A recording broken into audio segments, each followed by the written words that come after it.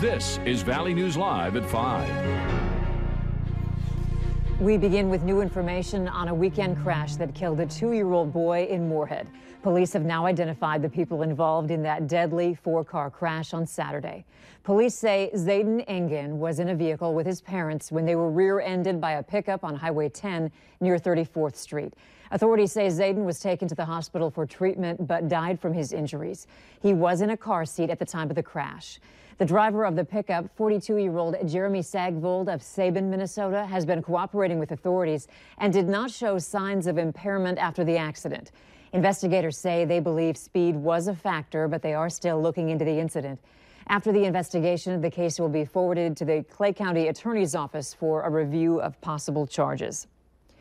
The fight against the opioid epidemic is now moving on to college campuses.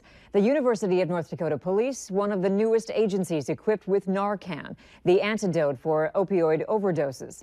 Valley News Team's Ryan Laughlin tells us about the challenges of adding another tool to save lives.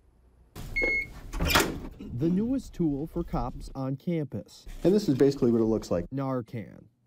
6258. The antidote to reverse the effects of an opioid overdose. This is another tool for us to use in potentially saving somebody's life. But how often do campus cops come across people abusing opioids? Were there instances where I thought that people had opioids on board that were close to ODing? Yes. Would Narcan have worked?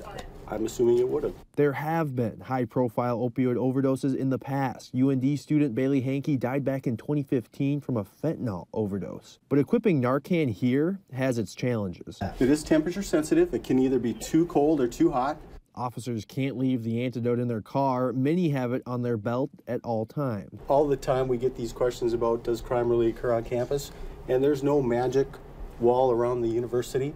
Another tool to keep campus safe. Grand Forks, Ryan Laughlin, Valley News Live. UND police believe the Narcan received the Narcan with grant money from the Grand Forks Department of Health. Grand Forks police say they'll also be getting Narcan in the coming months. We've also got new information on an attempted sexual assault on UND's campus. After cops put out this video, tips from viewers led to police arresting a juvenile male.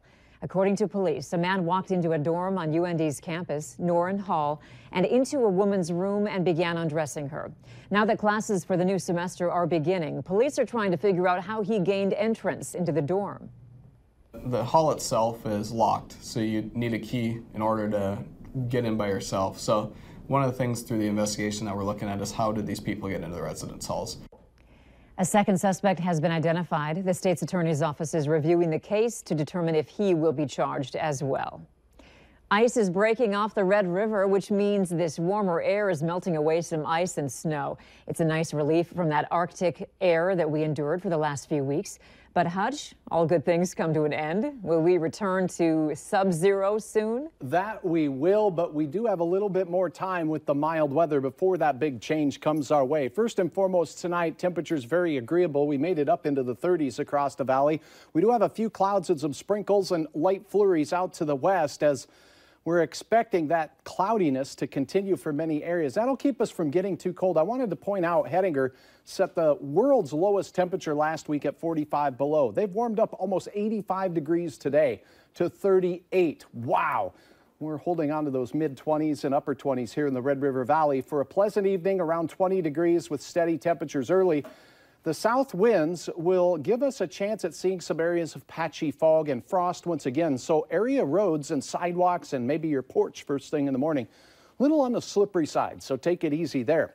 Now, everything changes on Wednesday. Winter weather returns in a big way with more cold, wind, and snow. I'll have all the details on that coming up in a few minutes. I feel like we haven't had enough, of those 30s. Can't control it. I thought you were going to say snow and cold. Sure. There's that too. Yeah, thanks, Hutch. You bet. A Fargo man who's been missing since December 31st has been found dead in his home. Police say Derek Jacobs was last seen on South University Drive in Fargo around 1:30 the morning of the 31st. Fargo police say they were called to Jacobs' home Friday night where they found his body. The incident is still under investigation, but police do not suspect any foul play. No school tomorrow for kids in Pelican Rapids as a result of a water main break in the city. We told you about the emergency detour through the town, and now officials are waiting for confirmation from the city before allowing students back to school. Parents were told over the weekend to make sure they send their kids to school with bottled water. The city is hoping water will be accessible by Wednesday. After-school activities are also canceled tomorrow. Weather and climate disasters cost the U.S. $306 billion last year. 2017 saw hurricanes Harvey, Irma, and Maria pound the U.S., followed by wildfires that include the largest California has seen. The National Oceanic and Atmospheric Administration says it has seen an upward trend in billion-dollar disasters since it began tracking them in 1980. Scientists attribute that to more extreme weather caused by global warming. They also say more people are living in danger zones, making disasters costlier when they occur.